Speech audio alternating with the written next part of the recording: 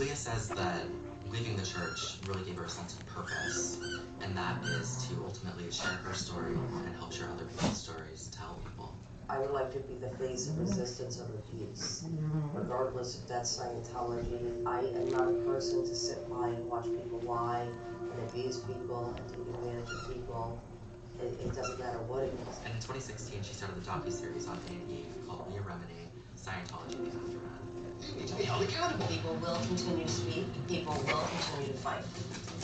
The second season of that series just started, and I was very excited just to be sharing these brave stories of other people who left the church. Everyone who appears on our series is courageous and brave, because when they agree to appear on our series, they know that they'll have a hate website built on them within seconds from Scientology, and all of their former friends and family will be forced to shun them. Scientology's going to have a hard time dealing with people like me, people like you, and many others who have continued to speak out against it. Scientology responded to people's cover story, and they denied everything Leah says, everything that anybody on the show has said about the church. So this is some of the things that Scientology has said. She was the biggest, baddest bully I've ever encountered. Not a nice person. Mom, am I mean? Yes, you are. With everything Leah's been through in the past several years, with leaving the church and kind of the pressing restart in both her life and her career, getting back into comedy, getting back into sitcoms is something that Leah's really enjoyed. She was kind of away from that for several years, and it's a way for her to really just make people laugh, make people happy, and that's something that she herself wants. You look like a guy who's about to get back on Sopranos. I'm working now on a comedy. I'm coming to wait, and it's been amazing. You know, it's like you just switch hats. From listening to these stories and editing these stories and watching footage and dealing with that, to going on a set and laughing with people all day. It's a beautiful mix. I couldn't be more blessed to have this. King of Queens was so beloved, and everyone loved Leah and Kevin together, so the fact that they're back together on another sitcom here 10 years later is just amazing. Give me some coke. Give me some coke. I don't even think I have. Please, you're from Massapequa. Your name's Vanessa Salucci. You got gum. When we wrapped the King of Queens, I had always hoped that we would come back and say, so it's been amazing. Leah's finally really, really happy with her life right now. She's focused on her family and her career and, you know, being an activist and helping other people find peace as well. The world was a very bad place for Scientology. Everybody meant you harm for Scientology. I'm finding that that's not true. That's just not true. I've been welcomed by the public. I've been supported by people I don't know on the street. It's been an amazing experience of love and acceptance, and it's nothing like Scientology claimed.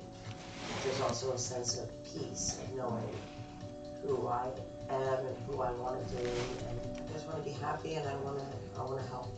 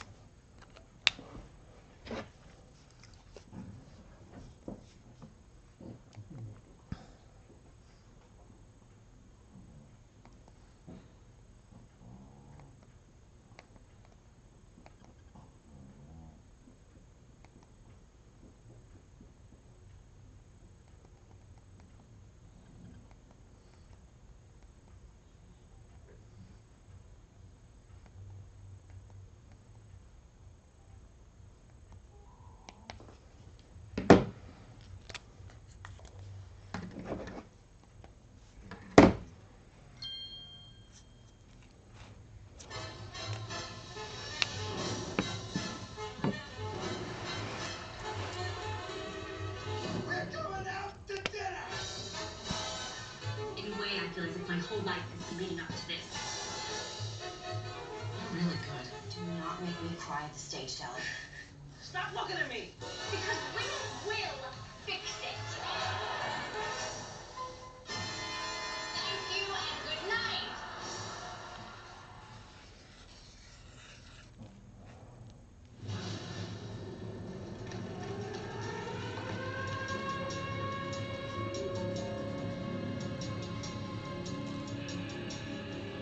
An evangelical preacher led nearly 1,000 followers from the United States deep into the jungles of South America.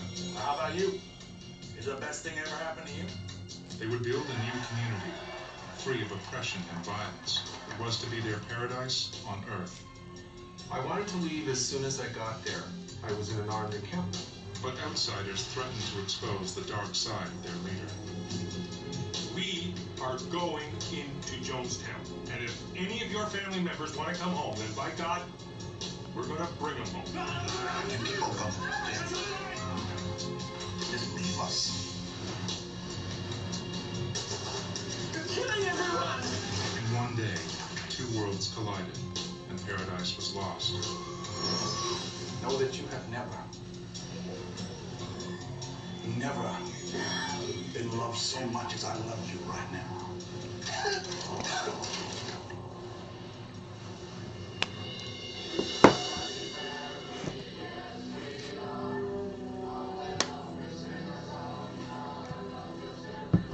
The People's Temple was a wonderful mosaic of the whole spectrum of humanity. It was a dream that died on November 18th, 1978.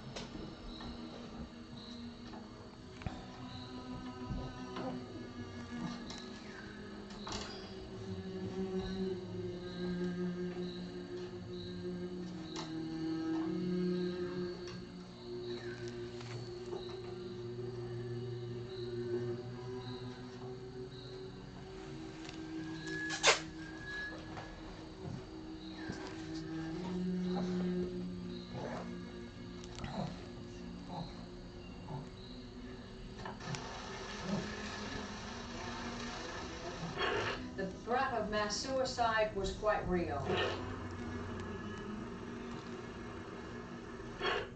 Now, this morning, there are fresh reports. Jones ordered a mass suicide.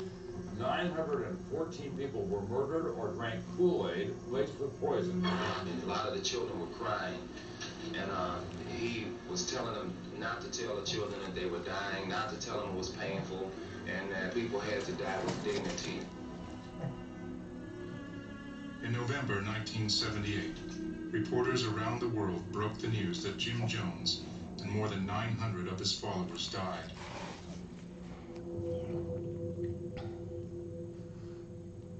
By the late 1960s and early 70s, the streets of America erupted in violence and civil strife. The war in Vietnam, civil rights marches, and political assassinations played out on television.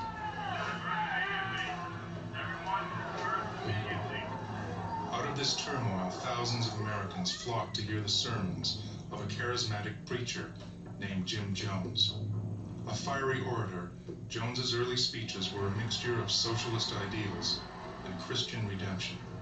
If there was anything universal about the temple experience and what it was that drew people, it was, on some level, we were all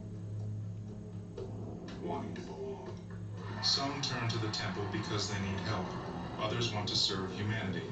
Whatever they need, Jim Jones and his People's Temple seem to have it. The only way it's going to get better is through us and what we can do in the world. And that was everything from gradual social change to violent revolution to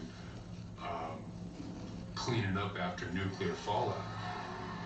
Jim Jones claimed special powers to heal the sick and dying. Staged healings were a popular attraction at temple meetings. A guy like my dad found out what you wanted to hear and see and showed it to you. Whatever you were looking for, or wherever you were running from, or running toward, Dad had an uncanny ability to hook into that. It's exhilarating, very attractive. Once you get hooked by that, it's really hard to get unhooked. As his popularity grew, Jim Jones preached less about the Bible and more about social activism. He called himself a prophet, a savior who would guide, protect, and watch over his followers.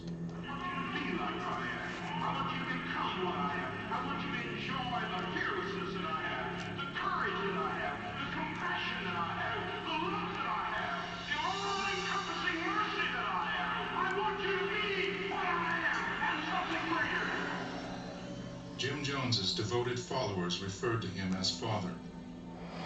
Many signed over their paychecks, possessions, even their homes.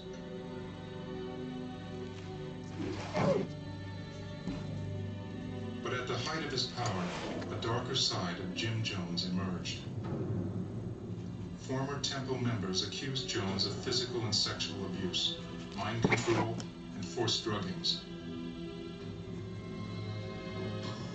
In 1977, as media interest grew, Jim Jones and hundreds of his supporters left San Francisco, California. They set out for Guyana, determined to build a new community in the South American country. In the middle of the jungle, 150 miles from the capital of Georgetown, People's Temple built what was to be a socialist paradise on earth. They called it Jonestown, after their leader.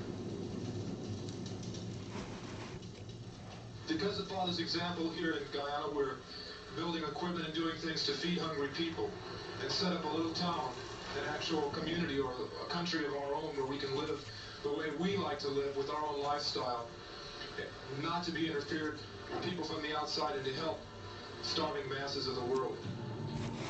As the allegations in the United States intensified, temple members continued to flock to the remote outpost.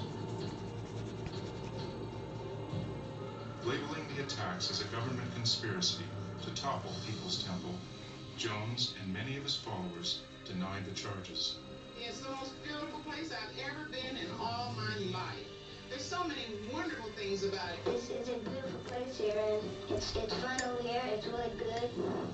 I do not want to go back in any way, shape, or form to the States. I can't help but say that none of this would have been possible had it not been for Jim Jones.